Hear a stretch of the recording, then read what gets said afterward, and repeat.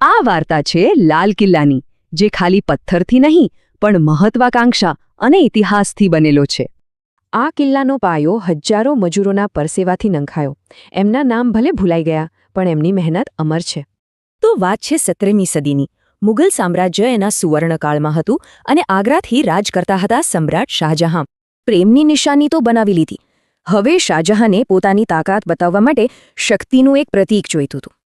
આ માટે તેમણે દિલ્હીમાં યમુના નદીનો કિનારો પસંદ કર્યો અને નામ રાખ્યું શાહજહાનાબાદ. 1638માં શાહજહાંએ હુકમ આપ્યો, એક એવો કિલ્લો બનાવો જે દુશ્મનોને ડરાવે અને જોનારા દંગ રહી જાય. રાજસ્થાનથી લાલ પથ્થરો આવ્યા અને હજારો મજૂરો, હાથીઓ અને બળદો તેને ખેંચવાના કામે લાગી ગયા.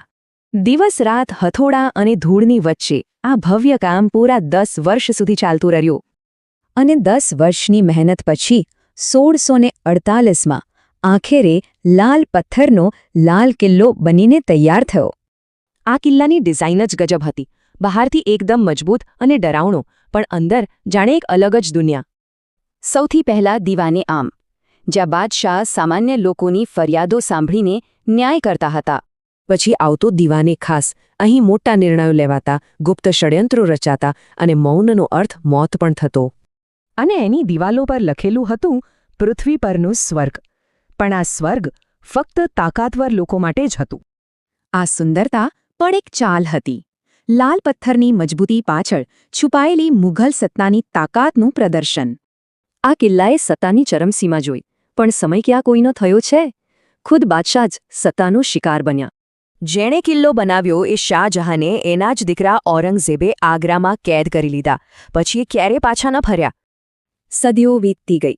લાલ કિલ્લો ચૂપચાપ મુગલ સલ્તનતના અંતને જોતો રહ્યો. પછી આવ્યા અંગ્રેજો. કિલ્લાએ 1857નો વિપ્લવ જોયો અને પછી અંગ્રેજી શાસનનો દોર પણ જોયો. રેશમી પડદા હટી ગયા, બંદૂકો આવી ગઈ અને બાદશાહોના મહેલો હવે અંગ્રેજ સૈનિકોની બેરેક બની ગયા હતા. પણ ઇતિહાસે ફરી કરવટ બદલી. તારીખ હતી 15 ઓગસ્ટ 1947. એક નવા યુગની શરૂઆત. પહેલીવાર કિલ્લાના બુરુજ પરથી આઝાદ ભારતનો તિરંગો લહેરાયો. હવે એ રાષ્ટ્રનો અવાજ સાંભળી રહ્યો હતો. જે કિલ્લો ક્યારેક બાદશાહની શાન હતો, એ જ હવે એક આઝાદ દેશની ઓળખ બની ગયો. આજે આ કિલ્લો એ જ શીખવે છે. પથ્થરો તો કદાચ રહી જાય, પણ એની સાથે જોડાયેલી કહાણીઓ હંમેશા અમર રહે છે. અને અંતે એક સવાલ મૂકી જાય છે, આખરે સત્તા મોટી કે સમય?